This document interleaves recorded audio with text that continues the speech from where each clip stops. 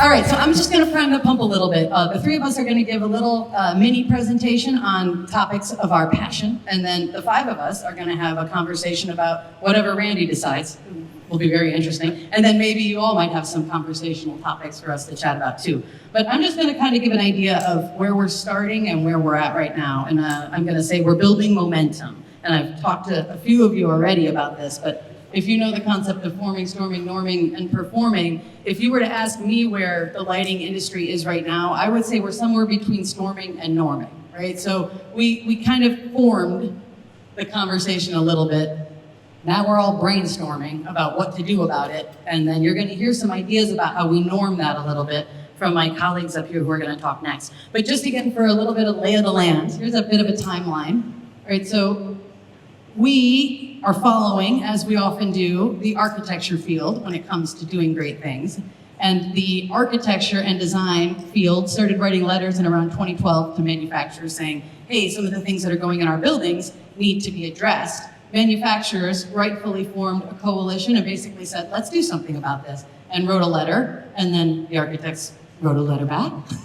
And lighting was like, we should probably write a letter too. So we looked at the AIA pledge that the architects have written, which is something that if you are aware of it, you'll recognize the term the 5 buckets. But they came up with these 5 buckets of places to put sustainability because, of course, the topic is so broad, we can't just say, well, it has to be recyclable, or it has to help the people in the area around it, or it has to have some impact on the ecosystem. So they put these buckets together. And so we, in the lighting community, wrote the lighting advocacy letter, which has been signed by over 100 firms now of specifiers that are specifying lighting equipment, saying, yes, those 5 buckets make a lot of sense, and we should be thinking about things in those terms. Also, around that time, Green Light Alliance pops up into existence. The LCA incubator program comes into existence. You start to see a lot of movement in declare labels and HPDs and all these other conversations around EPDs and LCAs. We've seen a ton, if you go to any conference and you look at who's talking, there will be 2 or 3 things on sustainability and material transparency and what we can do in terms of circularity. So there's certainly a buzz. The product category rule committee formed in 2023 and an EPD. Here we are in 2024, we are just about ready to start participating in life cycle cost analyses. So we have formed, we are storming, right? We've talked about the lighting advocacy letter. If you haven't signed it, you're a little behind, you might want to sign it. By the way, raise your hand if you are a rep that sometimes has to design lighting or specify lighting or help. Don't be shy, you do it. Put your hand all the way up. You could probably sign this too, because you're making choices about fixtures that are going into the built environment, right? So you can also sign the advocacy letter, and some of us may see some names on there that we already know. So I say we're storming, right? There's a whole bunch of resources that exist now. You're gonna hear about different frameworks from some of our friends, some practices that are happening in the IES is just about to release some recommended practice type material for us. And we've got a toolkit, if you're not aware of it. You can go on the Mindful Materials website. There's gonna be a QR code in just a second. Mindful Materials has been a host space for a lot of good conversations about lighting. They've allowed us to have 5 webinars on the topic. They are all hosted there. If you wanna have some late night watching of YouTube and just have it streaming like Netflix, just one to the next. You can listen to me and Alexandra and other people talk about this kind of stuff, but the content is there. We've got a lot of interesting things in that toolkit, like conversation trees to get different kinds of clients interested and engaged and aligned with their values. There's actually lots of ways to bring the conversation up. There are some pieces of text that you can copy and paste into your narratives if you want to use that for that. This is from Clinton Associates. I wish I had their logo on here because they deserve the credit. But this is an example of a process in which you can start to think about prioritizing specification. So you probably can't read it, but at the top it says, if you do this, we'll specify it. If not, you go down to the next one, and then you can specify it. And it starts at the top with things like it has a declare label or an HPD and some of these other things. So it's coming up with a real step-by-step process that we can start to follow.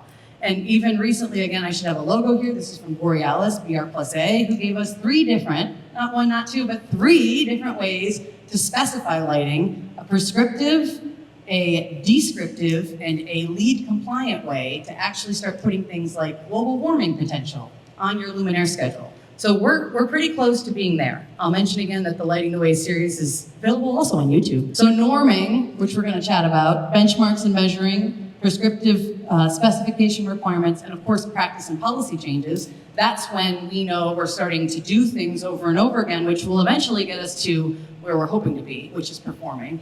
And in my mind, circularity is the ultimate goal, because we live, if anyone loves Buckminster Fuller like I do, we live in a closed loop system. The universe is big, but Earth is small, and it's contained in the atmosphere. And we all have to work within this closed loop. And the quicker we start to learn how to cycle and recycle, the better for all of us. Luckily, we have some brilliant minds that are going to give us some ideas that are beyond the things that I've already mentioned. And my hope is that we take this conversation through the videoing that we're doing, which I'm sorry you didn't all know you were going to be videoed, but we were like, this conversation can't just live in Roslindale on a Monday. We have to take it out of this room into all the people. So our hope is that we will actually take some nuggets of this and let other people know what's being talked about, and some more ideas that can be added to our cadre of tools. Okay, so I think it's really exciting also that we've probably got the right number of people to have more of a conversation. And if there are questions, I'm really hoping to learn and listen from what people are experiencing here on the ground, because I think we share a lot of what we're seeing on the analytics side and the policy side.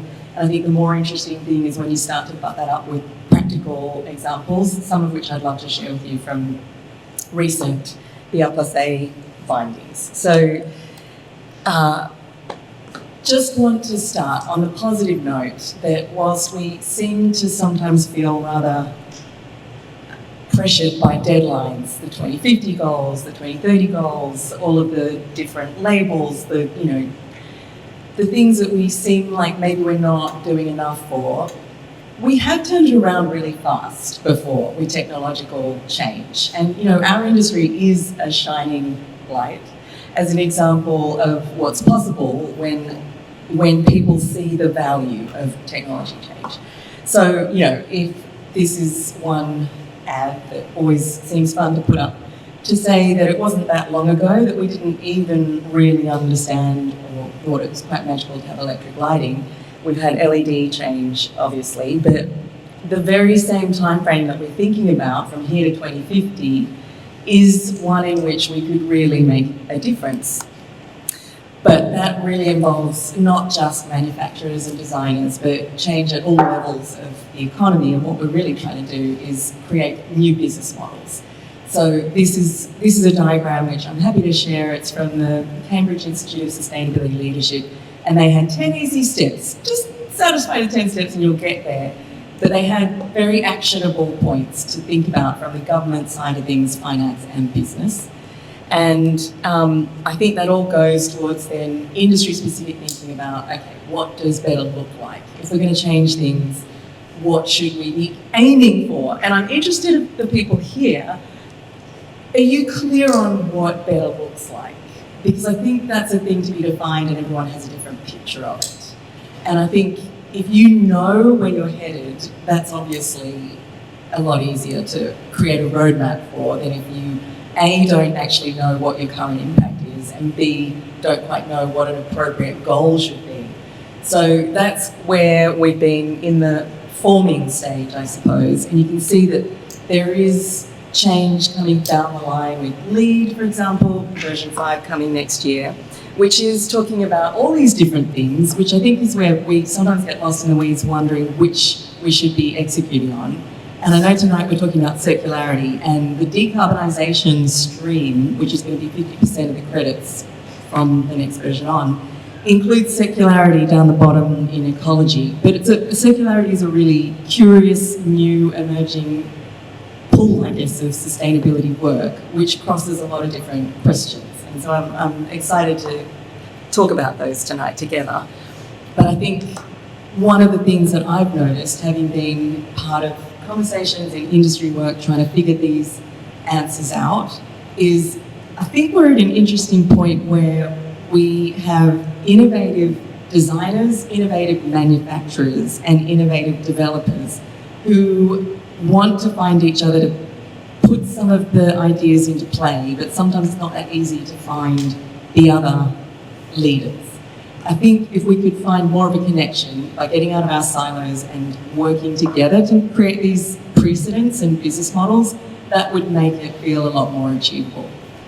Another thing is that there seems to be maybe some imbalance in data. So designers don't really know if we should be asking for these reports because there aren't enough manufacturers who have them, and then we think that we're going to look silly and, you know, a little crazed. But at the same time, manufacturers are like, well, do I invest in doing this reporting if none of the designers seem to make a decision on that basis? So there's this signalling problem that we need to help remedy. And we also need to make sure that now that manufacturers are on board and there are leading groups who are trying to get out there and work with these disclosure frameworks, that we reward that as designers. And then I think it's something interesting to think about whether we're doing all of this with a compliance mindset, where you're just trying to tick the boxes. And that means that every time the framework changes, you're being reactive, or whether we take an innovation mindset to it and actually learn to understand our products better, which actually means that we can make better decisions for the future around things that are not just regulated. I'm going to go fairly quickly just through the incubator because it was mentioned, and we can certainly go into more detail later, but there were manufacturers and designers from around the world participating in this research to understand these core workhorse fixtures, 5 different fixtures, and you will see in the next few months that there'll be some industry work that's released, verified environmental product declarations, which give you a snapshot of carbon impact, and some early results which are being verified at the moment that are pointing to particular materials that are hotspots and components. So we'll get to that. And on the topic of circularity, the fact that location is really key to impact. So different energy grids have a huge amount of difference, even when it's the same product being manufactured in different places, and that we all have a role to play in creating pilots and working together. So I just want to quickly mention that there are certainly 3 precedents that we might get to chatting about that I just want you to be aware of, that maybe are a bit of an antidote to thinking that things aren't moving fast enough. I think with MEP firms, there's a lot of movement because the scale of projects is possible to give manufacturers sufficient quantity to ask for things that haven't happened before. But Atelier 10, for example, with their Elinicon project, BA+A with their Regeneron project, and even small projects like this office project that I was working on down in Arkansas, have all proven that it's possible to ask for things in specs and signal in a serious document contractually that we want for different degrees of material transparency, and that the idea of a greenium, that green products or sustainably designed products should cost more, doesn't have to be true. So for example, I was able to cover 100% of the architectural luminaires and 48% of even the decorative fixtures on this project without any premium, because we let the bid go through 100% of construction docs with a distributor who was getting quotes from both, you know, companies that had disclosure and companies that didn't, and they were on par. So we were able to do that. So let's challenge the assumptions that we can't do better in this moment. I'm going to preface this by saying that I am the Director of Education and Standards at IES, which means that I am well-versed in the process and procedure of most things, but I was also an architectural lighting designer for 10 years, and so some of this is from that perspective and some of this is from the IES perspective, so I'll preface it with that.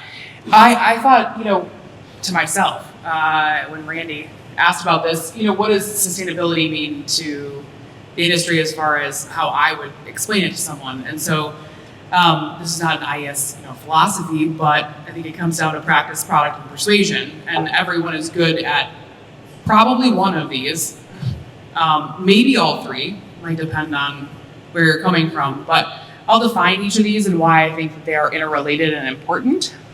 The first of which is a practice. It's a facility mindset. Everybody should know what ESG is. But, I find that I'm talking to designers, they're very focused on the luminaire itself. And I respect that mindset, but there's a couple layers here I think that are important which is to not negate where it's made, and how it's communicated. So what I mean by that is that there's an integrity piece here of what a manufacturer has committed to their own facilities. How do they run their facilities? Perhaps if they've invested some of their sustainability money in their manufacturing. And I think that there's a lot to be said for obviously asking about the luminaires, because those are new products going into new buildings or retrofits. And then how is it communicated? So your messaging about any type of measurement is only as good as it's communicated with integrity. So I see a lot of spec sheets being at the IES, and so I hear lots of things about claims of lifetime and that kind of thing, and we're gonna run into the same issue in sustainability we already have, where if somebody tells me that an LED lasts for 150,000 hours, I have so many questions. And that's in part because when somebody standardizes information and that standardization of information gets kind of glommed onto by someone who didn't know where it came from or why it matters, it can get extrapolated in a way that it shouldn't be. And so, there's IES and other organizations that come into play. So when I say practice or facility mindset, what I would say to a designer is maybe start asking some of these questions of the people who call on you, and maybe they're not the right people. They might be more local than you're willing to kind of extrapolate up to their facilities, but there's a couple things here about lighting manufacturers, what building commitments are they making in their own facilities? Or have they focused, like I said, their sustainability dollars on the luminaires that they produce?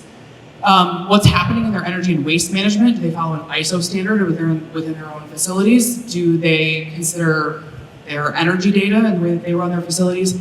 I mean, I used to work with a theatrical lighting group that had a net zero building, but they were theatrical, source for, a lot of theatrical fixtures, right? ETC and that kind of thing. So their fixtures were not going to be the fixtures that they procured and then installed. They were not going to have a sustainability mindset around that. But from a facilities perspective, they were net zero. So they considered that their role may not be at the product level, it may be at the facility level, and I respect it. I think this is a worthwhile discussion to have. And then employee resources. Sometimes manufacturers have done an excellent job, lighting manufacturers in particular, have done an excellent job about their culture and access to public transit and other things that help the people that work there live a more sustainable life, not just come to work to produce sustainable luminaires. So one question might be, what are your sustainability practices? So now we're at the product level. We've been through the practice level. At the product level, there's the raw materials that goes into a luminaire, and this is a little bit of a summary of what Leela said, but there's the operation of the luminaire itself. We love lumens per watt. It was so simple, and everybody talked about it for years, and it was so ubiquitously understood that that was an indicator that somebody had done right by energy management, which means they were going to save money. And sustainability to this point has not had an LPW, has not had a 3-letter standardization of this is better than that. And I think until we get there, people are going to struggle. We love to distill things down into a single number. But at one point, an IES file didn't exist. And at one point, lumens per watt also didn't exist. So there's a point at which we tip over into using some of that information and understanding that, being that concise is critical. And Leela's work is incredibly important, but it's also on that front end of the deep dive that creates those little numbers that makes those possible. And so we're not there yet. But in operations for lighting, because we've had simple payback and ROI and those sorts of discussions for so long, the operations piece is a little simpler than the rest of it. And then end of life. And so when it comes to cradle to cradle or other opportunities for understanding raw materials that go into a luminaire, most manufacturers who are dedicated to sustainability have given that some thought. It's probably not something that needs to be micromanaged kind of at the end from a lighting design perspective, but it's certainly worth asking to what extent that they have committed to a labeling process or standardization of how their materials get reported out. But again, I think that when we have an industry that's as fragmented as we have been about sustainability thus far, it becomes difficult to understand how those all interrelate and what one is the better one to seek out on behalf of a client. just going to acknowledge that limitation. I do not have a solution for it, for what it's worth. When we talk about how things operate, this efficiency piece, right, which I talked a little bit about. Operation is simple in the sense that we know how much energy a luminaire should take, we know what dimming does and it's regulated, and we know what usability looks like. End of life can mean a lot of things to a lot of different people. It's important to understand that when we talk about end of life for LEDs, we talk a lot about degradation as a metric for an assumption about end of life. It was the wrong way to go. Fluorescence, you could use L70 because there was an assumption that at 30% of its drop out of light, the light burned out. Well, now we're in a position with LED where end of life is not well understood. It's still not well understood. It can be predicted, and it certainly can be determined to a certain extent by the driver, but we're not in a place yet where the industry at large is comfortable predicting an end of life. And so until that prediction is made, it's going to be difficult to distill down for someone what components will fail and why it's important to pay attention to those components. And then when they do fail, what happens next? And I will put a plug in here for the understanding that UL has a lot to do with that. So when you talk about end of life, when you talk about modularity or recyclability, or the ability to disassemble a fixture, replace some component, and reinstall it, or do something in the field, UL will have to say that that's a field changeable option that does not violate UL, and it doesn't violate a warranty from the manufacturer. Typically, the manufacturer would have had that built in. So it's important to understand that there are other people at work here that aren't necessarily going to be part of these discussions, but certainly will put limitations on some of that, especially disassembly in the field. I've heard quite a bit of back and forth on whether that's going to be feasible or not because of how regulated luminaires are. I would probably ask the manufacturer at this point, what's your commitment to circular economy? If they don't know the answer to that, it's okay. Might be an opportunity for you to inform them. And I know I'm at that time frame, so I'll move a little faster. But what I would say is that standards still are critical because they create consistency in supply and demand. So when you talk about language back and forth between a manufacturer, between a designer, the general interest community, and that kind of thing, supply and demand is managed by consistency. And so standards still play a role in that. So that persuasion piece comes from having a cause and a vision, putting that cause and a vision into a standards, the accountability with which you hold people to that standard, and then adjusting the cause and vision. This is the most important cycle that we go through in lighting in general. And that standards piece is critical because that's what gets incorporated into code. And while IES is not a lobbying body because we're a 501c3, NEMA is a lobbying body. They're a 501c6. So when regulation changes, it is because lobbyists have been able to make that possible.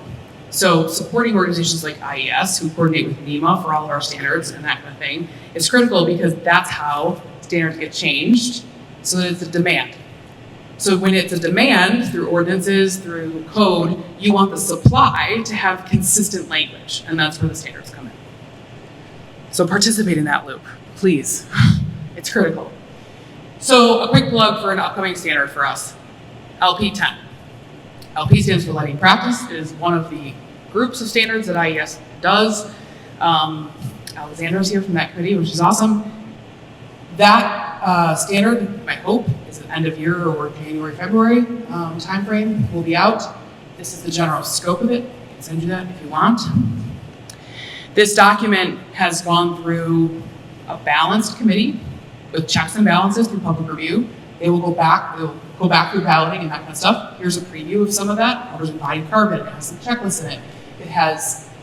This is the design phase checklist. There's a number of contributions here all the way down to disassembly of luminaire, where this will be critical for our industry, and it will be how IES talks about this subject. So if you text LP10, I promise that I will follow up with you. I'll provide you a discount for LP10 so that you can download it when it's ready, and you can participate in the discussion around that so that when we hold people accountable to a specific thing, you know where to go and provide feedback to IES because we care. So for those of you who've gotten there, now my phone number's on recording, but we're good. Okay, our first question goes to the manufacturers. And I'm going to start with you, Neil. It's kind of what Brienne was saying. what is Cooper Lighting Solutions' strategy for the circular lighting economy? Yeah, so Cooper Lighting is owned by Signify. So we kind of take our lead from what we're doing in Europe. I kind of feel like Europe's a little ahead on this, and so we're learning from what they're doing in Europe. And I think that Cooper is leaning into to sustainability and circularity through our 3D printed products. This is a technology we've brought over to the US from Europe. And it enables us to address a lot of sustainability issues. It's sustainably sourced, so we have 3D printed products that are not petroleum based. They're either made from recycled materials or post-consumer, post-industrial materials. And we're producing locally, so we're cutting in the manufacturing time, the transport charges, the weight. We're working towards circular.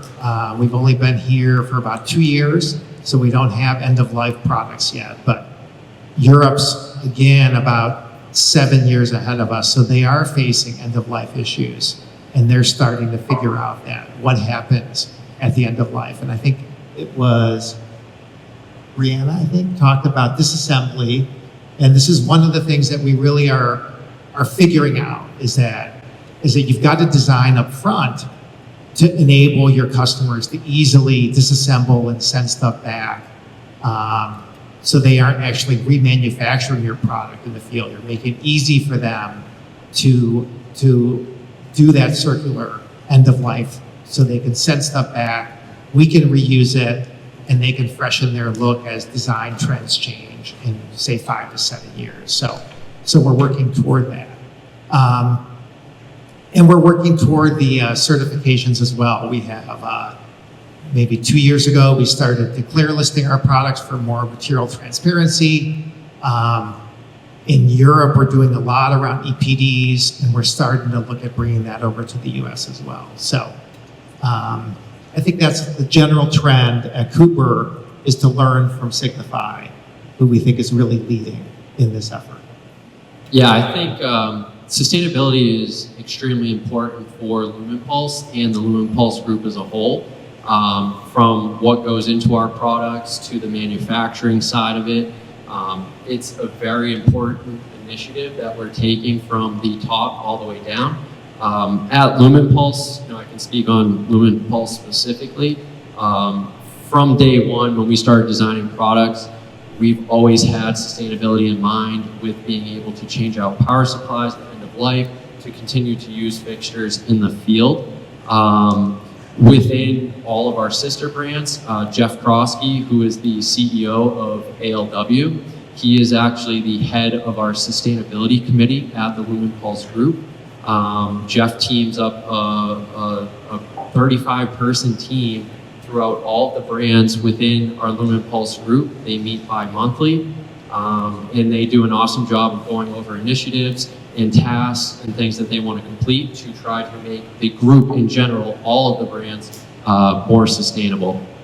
Out of all the brands, I would say that ALW and Vode specifically are very forward-thinking when it does come to sustainability, especially given their location in California. But in general, I think, from Lumenpulse's standpoint, we really try to hone in on the manufacturing side of things, making sure that parts and pieces are coming from the right places so we don't have a huge carbon footprint. We try to bring a lot of things in-house as far as our paint shop, CNC machines, extrusions and saws that we use to cut some of our parts and pieces. Just trying to cut back on shipping and all of that. We also did a huge revamp of our packaging department to use more sustainable products when packaging and shipping as well. Okay, very good. Thank you, Mike. Sara, this one is going to you. There's a lot of buzz about circular lighting. What do designers want manufacturers to hear? To speak for all of designers right now, I love it. I think we need clear signals is what we've been talking about when we were talking on the side. I think Designers want to know that manufacturers are taking it seriously and would like to see what they're doing. I don't think we can all say yet, until we have LP10, this is what we want. This is exactly what we want, because I think we've all brought up that there's competing interests and maybe different reasons why you might want to do some things. But I would say we want to see real proof that things are happening, right? We want to see that people are as invested as we are in the concepts of moving things towards more circularity. And I think we also want to see manufacturers talking with each other about what these best practices are and how we can start to overcome things like supply chain issues. So I think we want to see more activity on the manufacturer side as teammates, which I know is kind of a strange thing to do in a capitalistic society. But global warming is going to be something that takes all of us as a team to work on. So I think that's what we'd like to see. In the meantime, while we're working on all that, I think we'd also like to see LP10 come out and everybody be able to rally around it quickly. You know, I think recommended practices and now lighting practices and the different ways we've talked about these things, those are the backbone of what a lot of designers use. So we do need a thing to all point at and teach our junior designers and kind of coalesce. And so that's why I'm grateful that the IS is taking on that in the committee work. So shout out to Alexander in the back, who's also on the committee, giving, you know, volunteer time to help with this, because it does come on volunteer time. So with my final plug, I'll say we'd like to see more activity in general at these types of events. These types of events, and just helping get the word out as much as possible at the good work that you're doing, so we can also celebrate as well. Okay, Brienne, this goes to you. We're talking about LP10. I think most of the audience are familiar with RP, recommended practices. What is the difference between a recommended practice and a lighting practice? That's a great question. Recommended practice is very specific recommendations for the specification of luminaires as it relates to a specific application. What I mean by that is healthcare facility, theatrical facility, a building like this, industrial. What lighting practice documents do is they support a way of thinking across all applications. So lighting practice documents are critical. We have ones on controls, we have ones on color, we have ways for you to apply that thought process to every application. So LP10 is critical as a lighting practice document because it means across applications, you have that framework. Very good. Leela, this is to you. What are the biggest gaps or inconsistencies in current LCA practices within the lighting industry? The big one. I think, you know, I did hold up a slide earlier that had 4 key elements of the sort of LCA ecosystem, which was about standards, tools, data, and actors. And I can certainly expand on each of those. But I would also say at a really basic level, I think there's a lot of industries beyond lighting, like concrete and steel and glass, you know, sectors, let's say the construction industry, that have got more government support for getting further along with life cycle assessment standards and, you know, manufacturers getting subsidies to actually do this reporting. And even for those sectors, they're really at this point where they've got more data, but they don't necessarily know how to put it into action. And I think what we all really need is to see impact, which means reductions in carbon footprint or removal of toxic elements, or seeing the actual impact of what happens if I recycle this material again in circularity. So there's a gap between knowing what the current impacts are and having tools that people know how to use, so there's an educational gap. But then there's also the most critical gap, which is the final performing step, maybe that Sara was talking about, where we need to find solutions and measure the impact of those solutions. You mentioned concrete, and I believe that the concrete industry was one of the early adopters to this, but concrete has maybe 3 or 4 components in it. I think that's so much easier than what we're trying to do. Can you comment on that? I'd agree. I definitely agree. And I think that when you're dealing with a product that has 5 ingredients, even for them it was, you know, a lift and something that they had support from government to venture into reporting. There's so much to lighting products that has meant, you know, understandably, people have been maybe reluctant to actually invest in this, because if you think about the analytical time, it's really just people time to complete the data collection and then the analytics, and then have that analysis verified so that it's reliable and we've got quality data to make decisions on. And if you've got a complex product, well, that all takes longer and it's more expensive. So, we've got multiple variations on the same product. We've got really complex global supply chains, and we've got so many variations on how it can be used in projects as well. So the use phase is really critical. And as we found from the recent industry lifecycle assessment work, it's still operational energy and how we choose to use and design with life that creates huge impact. So I think there's more data coming out about the impact of interior systems that's showing that over the life of a building, it's actually as important, if not more, than structural elements up front.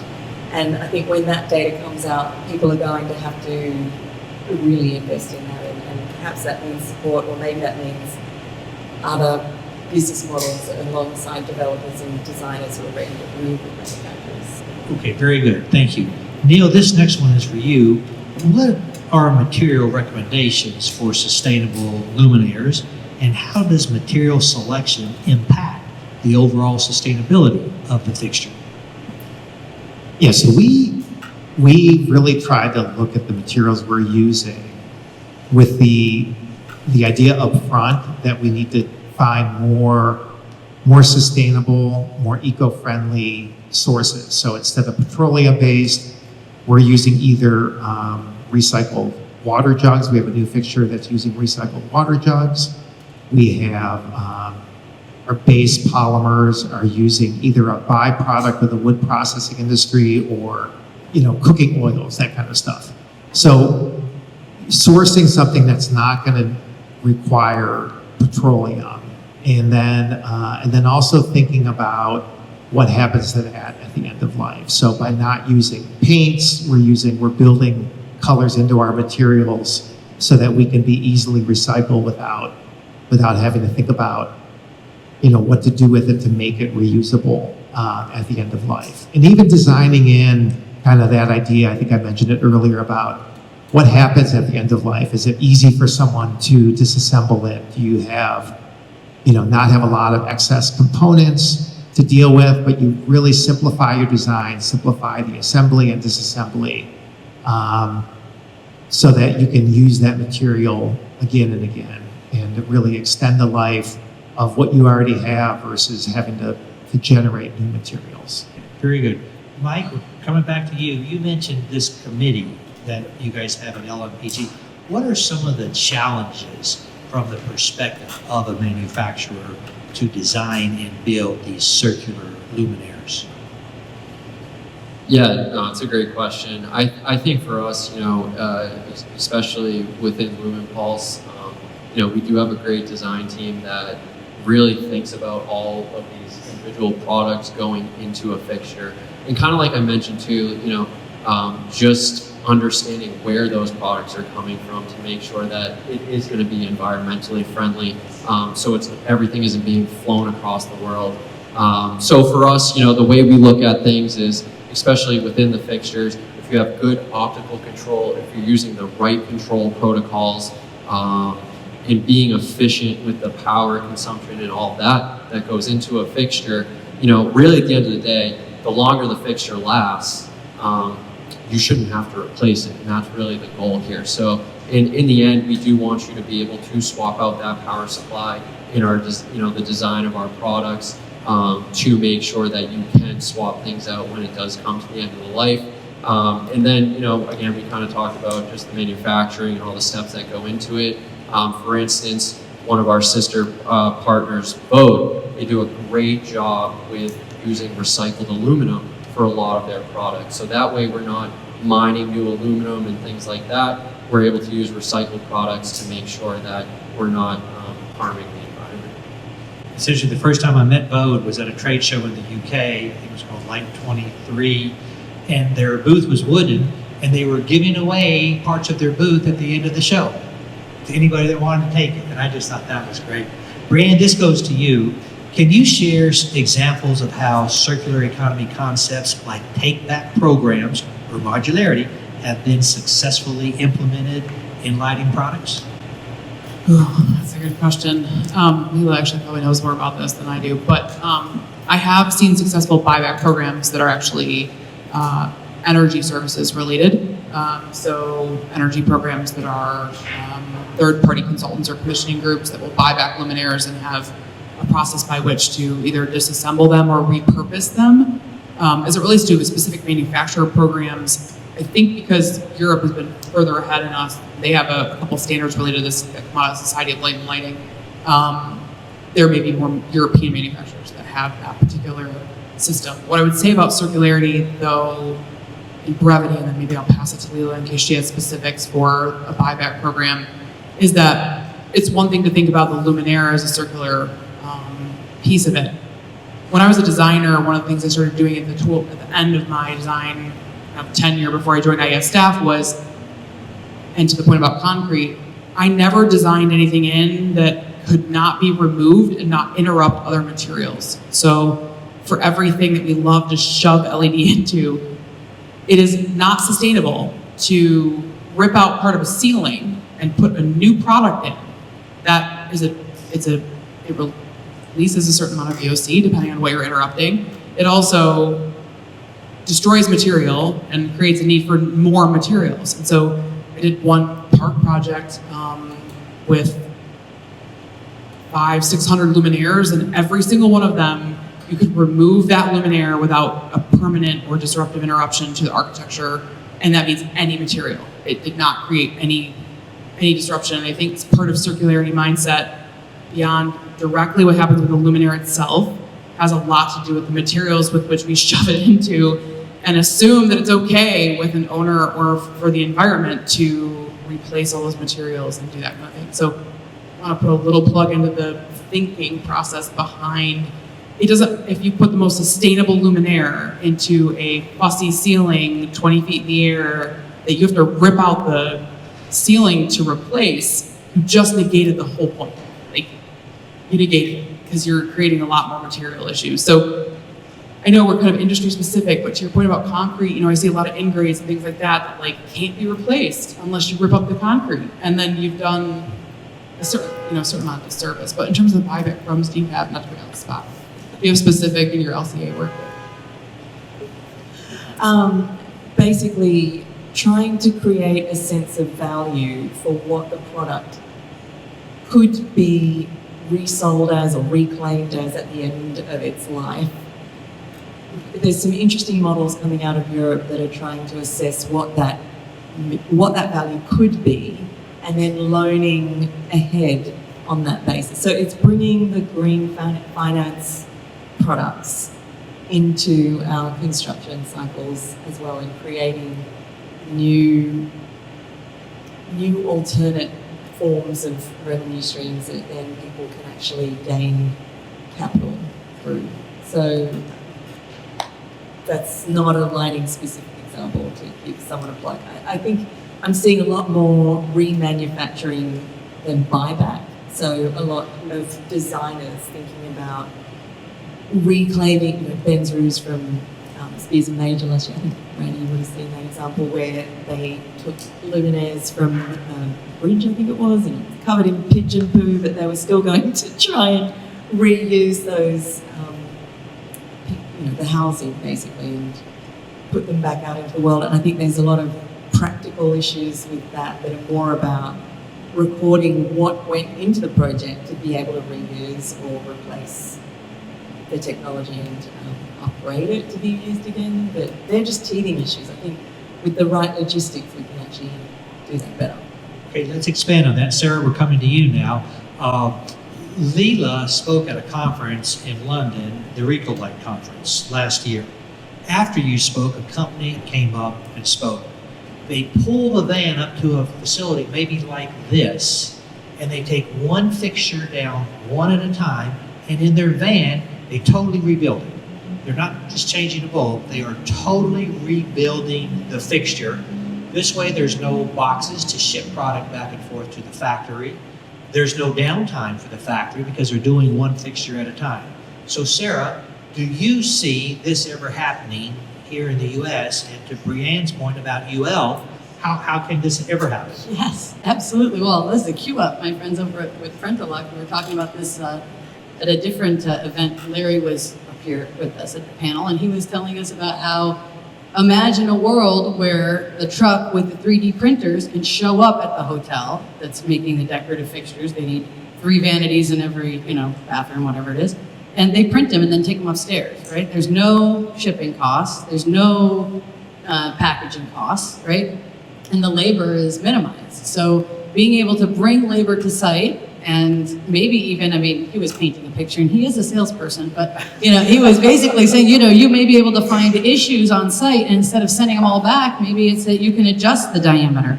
Actually we made a mistake and it actually needs to be a 1/4 inch or whatever it is. With 3D printing, there's a lot of flexibility there. So I can easily see a world where we're bringing, large scale, and the word logistics, that's the key right there. There's a new podcast called Lighting Matters, and Paul Beal was on it recently talking about this idea of, LEDs in a tenant fit out may last, 6-8 months while the developer's selling the space. Somebody comes in and says, nope, now we're going to do it like this.